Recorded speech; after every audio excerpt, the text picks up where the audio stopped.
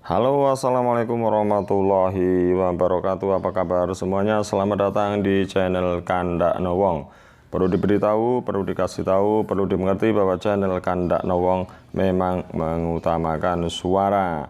Jadi tolong dengarkan baik-baik suaranya, ceritanya karena mengandung banyak cerita dan berasal dari sumber-sumber yang terpercaya. Baiklah, kita mulai saja cerita kali ini tentang Senopati Engalogo menantang Sultan Pajang.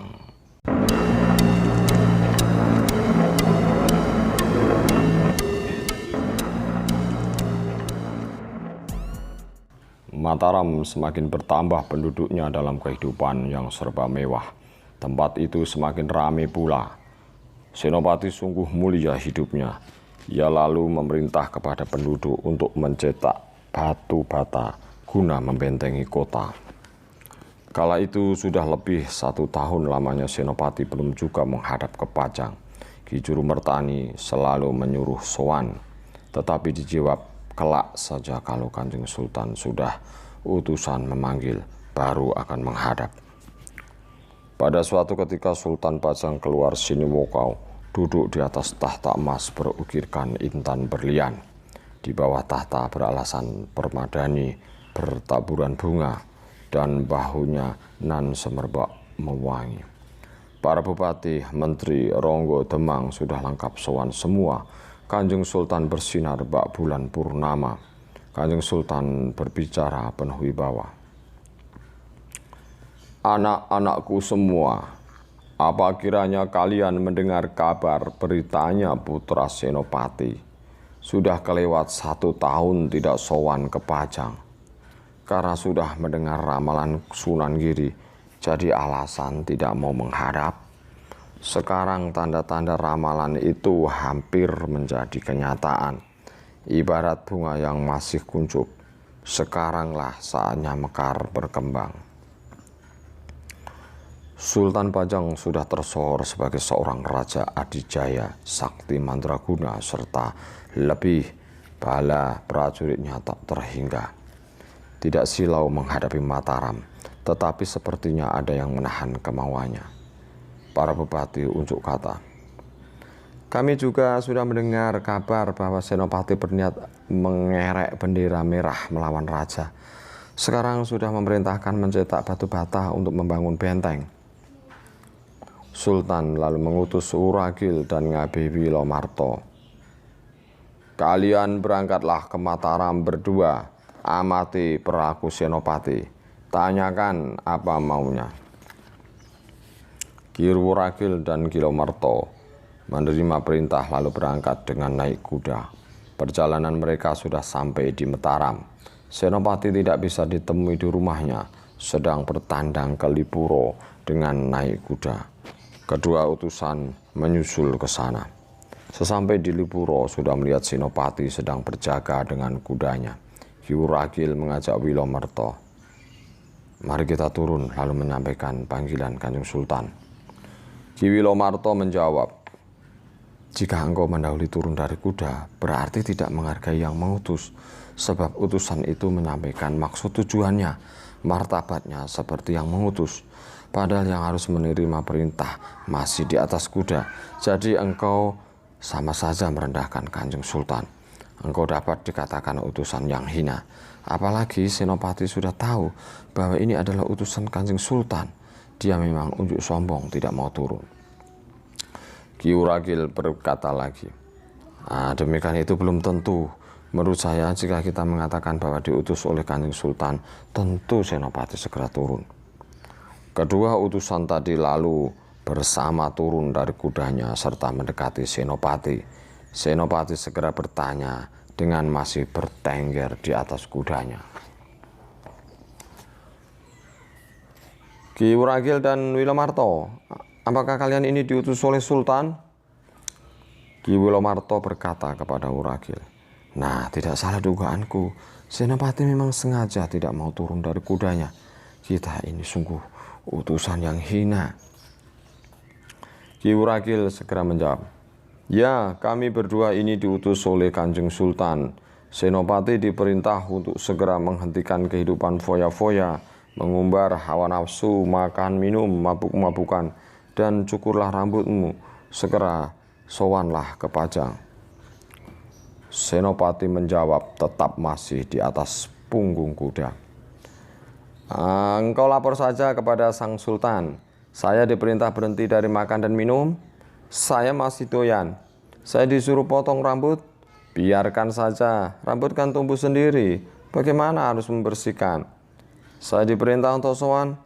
Ya, mau saja jika Sultan sudah sembuh dari kesukaannya mengganggu istri orang, sembuh dari kesukaan mengambil perawan dari abdinya.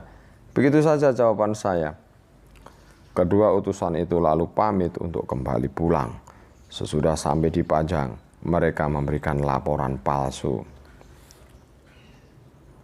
Saya diutus untuk memanggil Senopati.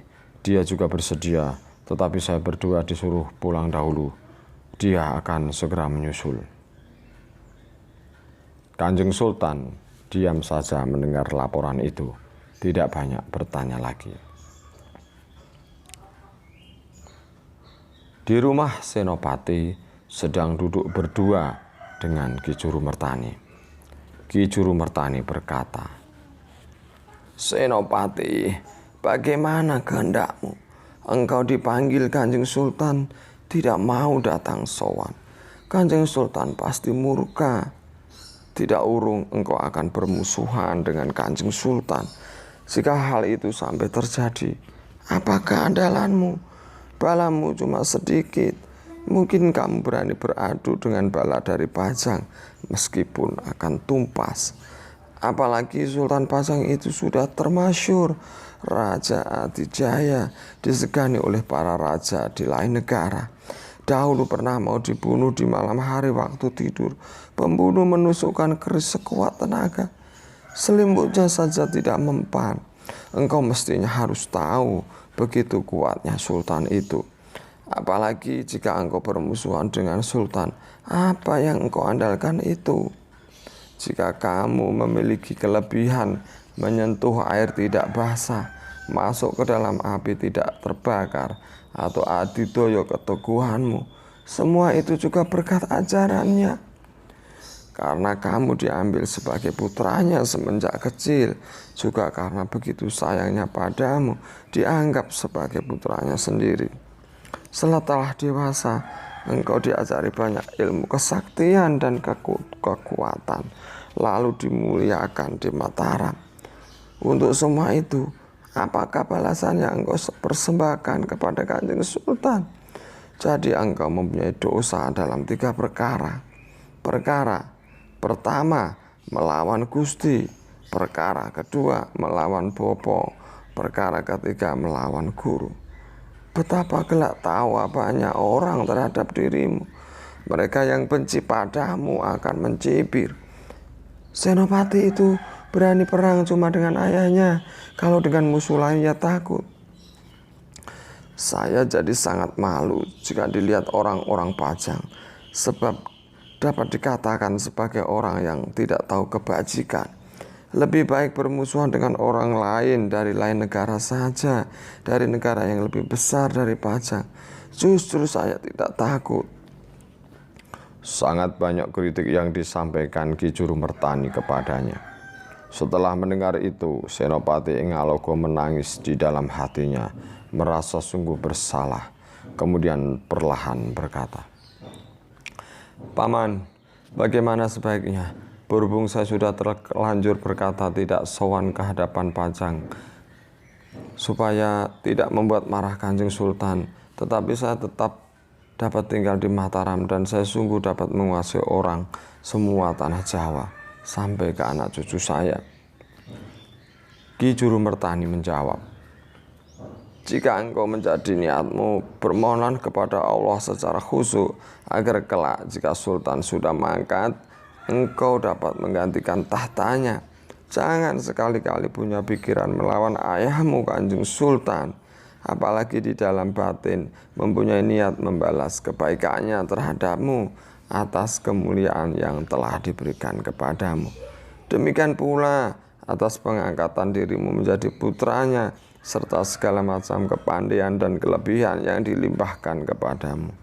Kalau permohonanmu kepada Allah sungguh ikhlas dan mantap, yakinlah Allah akan memberkati. Kanjeng Sultan dalam hati tetap sayang padamu, serta rela tahtanya engkau gantikan. Senopati Ngaloko begitu besar berterima kasih kepada pamannya, serta akan melaksanakan semua ajaran itu. Juru Mertani pulang ke rumahnya. Senopati semakin khusyuk dan tekun di dalam doa permohonan kepada Allah semoga terkabul. Waktu itu para mantri pajak di daerah Kedu dan Bagelen mau masuk sowan ke Sultan Pajang untuk menyerahkan upeti melewati wilayah Mataram. Di sana mereka dihentikan oleh Senopati, disambut dan dielulukan secara terhormat dan diajak berpesta pora makan, minum minuman keras serta dianggap sebagai saudara atau orang tua sendiri. Para mantri pajak itu sangat senang.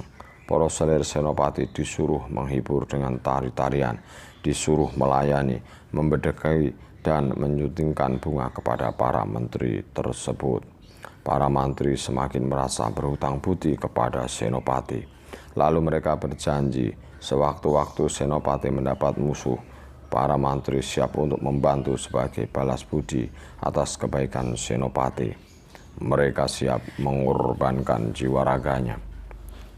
Setelah mendengar janji para mantri itu, begitu senang hati Senopati. Dalam hatinya beliau membatin, sekarang saya mempunyai bantuan berkat doa permohonanku kepada Allah. Rasa-rasanya aku akan dapat menggeser kekuasaan Pajang. Para menteri pajak itu pun lalu diganjar pakaian yang mewah-mewah.